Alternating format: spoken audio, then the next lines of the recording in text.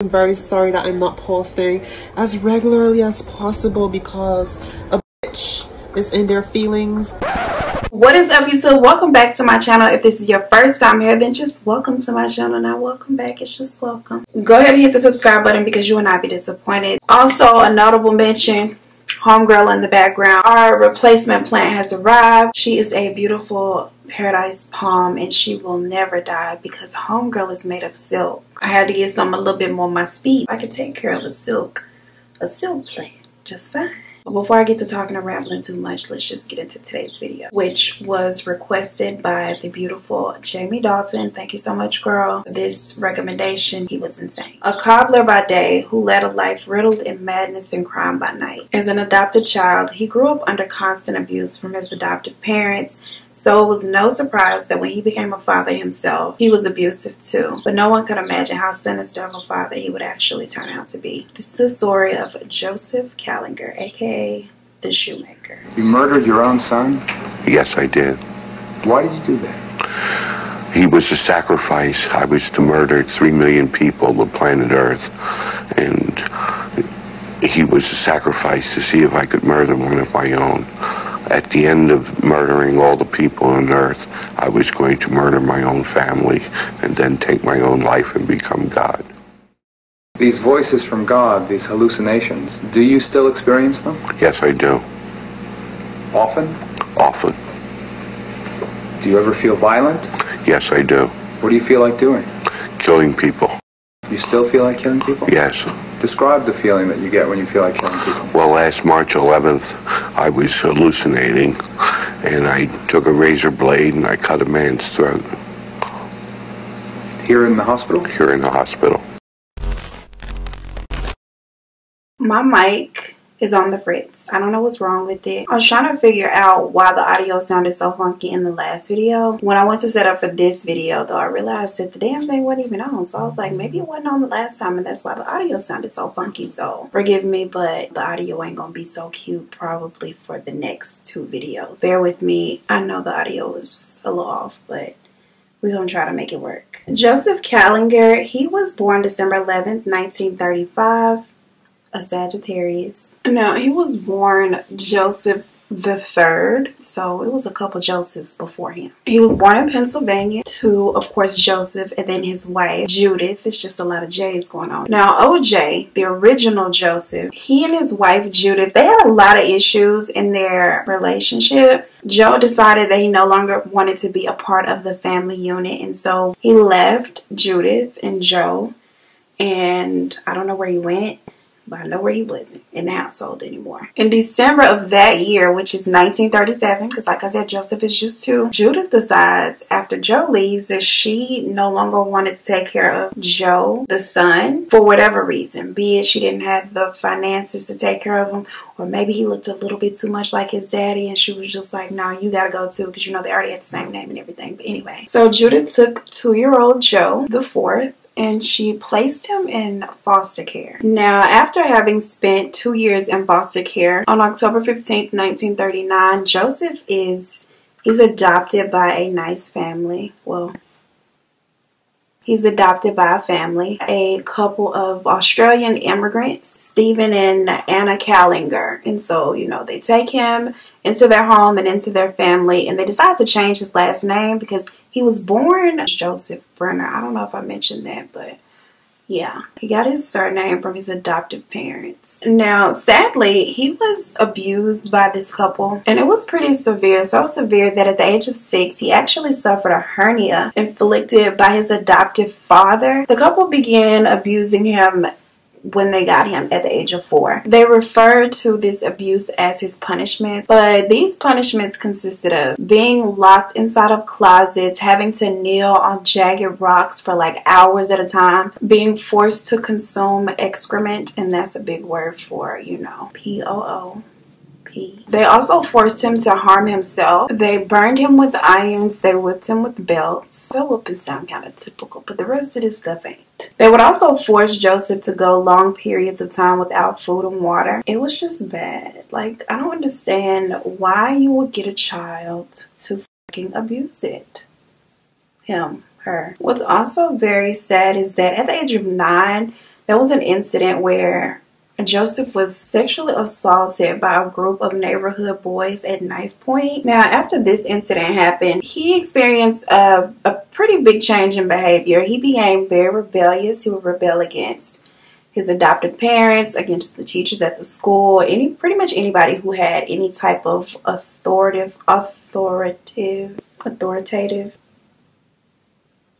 figures. He would rebel against them. Joseph also took interest in literature. He had dreams of becoming a playwright. He actually was the 9th grade Ebenezer Scrooge in A Christmas Story. Is that no, it's A Christmas Carol. Yeah.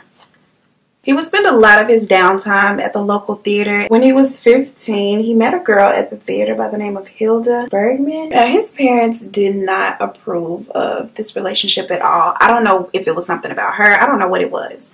But they discouraged him from participating in this relationship with young Hilda. They were like, no. Of course, he did not listen. He kicked it up a notch and actually married her as soon as they were of age. The couple actually went on to have 2 children together, but she ended up leaving Joseph because he was very, very abusive to her and the kids. And she was just like, you know what? Nah. Joseph reportedly did not take Hilda leaving him very well. Even though he beat her, he thought he loved her too. He took it pretty hard. At one point, he was actually hospitalized because he was claiming to have these very severe headaches. He also had a lack of appetite. He wasn't eating. He couldn't sleep. He couldn't drink. He just wanted his Hilda and his children back. I just want my baby. But they wasn't coming back because he was a horrible father and husband. The doctors told him that they felt like it was just stress due to his divorce, and that was pretty much that on that. At this point, young Joseph is 21 years of age. He eventually pulled himself together because just 2 years later, on April 20th, 1958, he actually remarried and ended up having 5 children with his second wife. Things weren't much different in the first marriage. He didn't learn nothing because he was very abusive to the second wife as well as the children that they created together. That's the right term, right? Created, yeah. You make children. Joseph actually used a lot of the same punishments that his adoptive parents used, like the kneeling on the jagged rocks, the starvation, the being locked in closets. He did the same things to his own children, which I found to be kind of odd, but I guess hurt people, so the shoe fits. Now, throughout the next 10 years, Joseph spent time in and out of different psychiatric hospitals for amnesia, attempting to take his own life, and he actually had set his house on fire a total of 3 times. He was a wild boy, just doing too much. In 1972, the Kallingers, they had a total of 6 children at home. 4 of their own, and then 2 from the previous marriage that Joe had with Hilda. On January 23rd, 1972, Joseph branded his oldest daughter on the thigh with an iron as a punishment for running away. By this time, the kids were pretty much fed up with the way that he would treat them, all of the abuse, the manipulation, all of that. So 3 of his children decided that they were going to go to the police station and report the child abuse, and the little group of 3 was led by his son Joe Jr., which he'll be like Joe the 5th, but I'm gonna call him Joseph Jr. for the sake of this story, even though the real Junior is like somebody's great-great-grandfather. Joseph got with 2 of the other kids, pretty much was like, you know what, we don't have to deal with this. Let's go to the police. And so that's what they do. They get together, they go to the police, they tell about the iron incident and all of the other abuse that they have been suffering at their father's hands. Now, Joseph is arrested for this and he's held for 60 days, during which he undergoes a psychological examination. Now, during this time, he was also given an IQ test where he only scored an 82. The psychological exam resulted in him being diagnosed with paranoid schizophrenia, and the conviction on child abuse only landed him 4 years probation. No jail time, just 4 years of hardcore probation. There was also a provision for mandatory psychiatric treatment, but I don't know if they followed up on that because, yeah. The state psychiatrist also recommended that he be supervised with his family at all times, and then they pretty much just set him free. Now, they recommended that he receive the psychiatric treatment. They recommended that he only have supervised time with his family, but they pretty much just set him loose to go back and live with his family. And yeah, it seems as though they just pretty much let him go home and nobody followed up to make sure this stuff was really happening. I don't know. Maybe they did, but I feel like if they did, what I'm about to tell you wouldn't even be able to be happening. But you know. By mid-1974, Joseph is living with his family. By this time, he's a cobbler. He's a shoemaker. He has a shoe repair shop, and he and his family are living in a cramped apartment above the shoe repair shop. They're still in Philadelphia. Philly, these your people. By this time, his mental state had actually took a terrible turn. Like, it really gone downhill. He was reportedly hallucinating constantly hearing voices of both God and Satan, and was holding very animated conversations with a floating head that he claimed followed him 24 hours a day, 7 days a week. The floating head, his name was Charlie. Just take a moment to take that in. Let that sink in. This man is having animated conversations and discussions with a floating head named Charlie. It's always with him. It's very interesting. Now, during this time, he had also begun to claim that God himself had begun to give him orders to kill and castrate young boys. He confided in his 13-year-old son, Michael, that God had given him these orders. Michael's reaction actually made Joseph feel a lot more comfortable, and he requested Michael's help. And reportedly, when he asked Michael if this was something that he would be interested in helping him with, he responded, "Glad to do it, Dad." 11 days later, the duo go out and kidnap a 9-year-old by the name of Jose, and they carry out Joe's fantasy, which he referred to as God's orders directly to him, by killing the 9-year-old and severing his penis. Now, meanwhile, Joseph V, he's becoming increasingly rebellious against his father. He's pretty much fed up with all his antics. And Joseph Sr., especially having like the blessing and acceptance from Michael, he really was becoming a lot more irritated with Joe Jr. The Joes were fed up with each other. They were fed up with each other at this point. And so they're clashing a lot. And Joseph Sr. decides, let me take Joe Jr. and Michael out on a guy's trip under the premise that he was trying to bond or like establish a good relationship with his son Joe as he had established with his son Michael. But Lord knows they was bonding for all the wrong reasons. They go out to a cliff to take scenic photos. And Joseph Sr., his plan was to have Joe Jr. accidentally back off the cliff while he was taking photos. Like, he kept telling him, okay, back up a little bit more, back up a little bit more, a little bit more. And it's just like, Miss Girl, I'm not about to do this. That was a bust because he could not convince or trick Joe Jr. into walking backwards off the cliff on his own. So when that didn't work, on July 28th, Joseph and Michael took Joe Jr. out again, and this time they didn't want to waste any time and take any chances that, you know, Joe would survive. They take Joseph Jr. to an abandoned building where together they overpower and drown him there and leave his body in the abandoned building. From there, they return home as if nothing has happened. And just 12 days later, Joseph Jr.'s body is discovered by authorities. Right away, they could tell that this was a homicide. They questioned Joseph Sr. as a suspect in his son's murder, but he tells them that his son had run away and that he had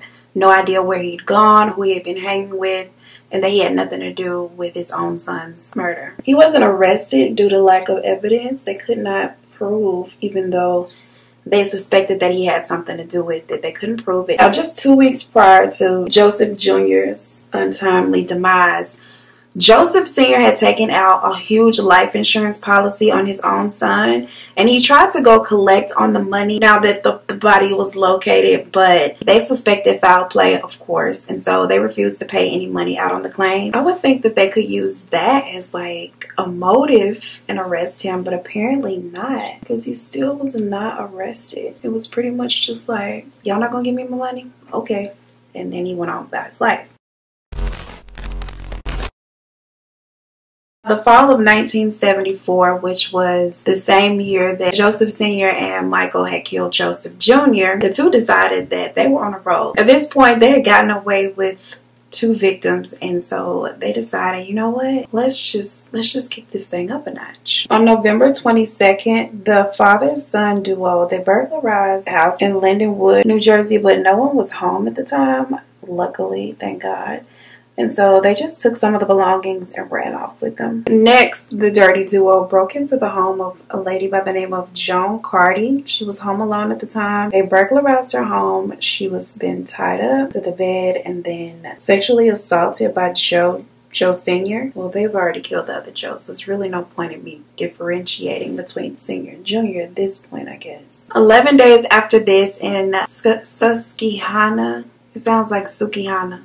Let me find out it's pronounced Susquehanna like homegirl on Love and Hip Hop. Anywho, this little place, Township, Pennsylvania. The father-son duo, they break into a family home. Now, during this incident, a total of 5 hostages are home at the time. They are bound, gagged, and robbed at knife point. The Kallingers, they make off with $20,000 in cash and jewelry. Aside from slashing one of the victims' breasts, they really didn't inflict any physical pain on anybody. That was pretty much it. And then they, of course, grabbed the money and they got on down. Now from there, they traveled to Homeland, Maryland, where they broke into the home of Pamela Jess, burglarized her home, of course, because you know they like to steal. They also forced her to perform fellatio on Joe, because he trifling, at gunpoint, and then after that they left. On January 6th, they did the exact same thing in Dumont, New Jersey to another lady by the name of Mary Rudolph. Just 2 days after that, on January 8th,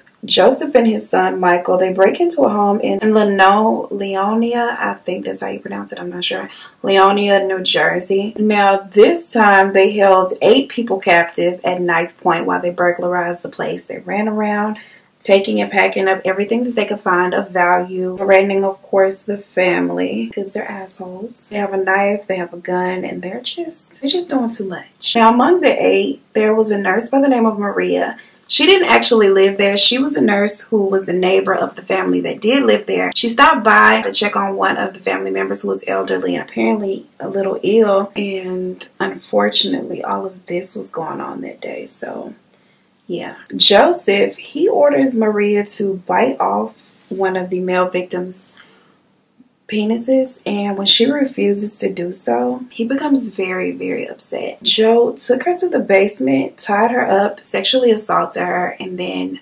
unfortunately he killed her as well. While this is going on in the basement, one of the residents was tied up, managed to get outside of the house and scream for help.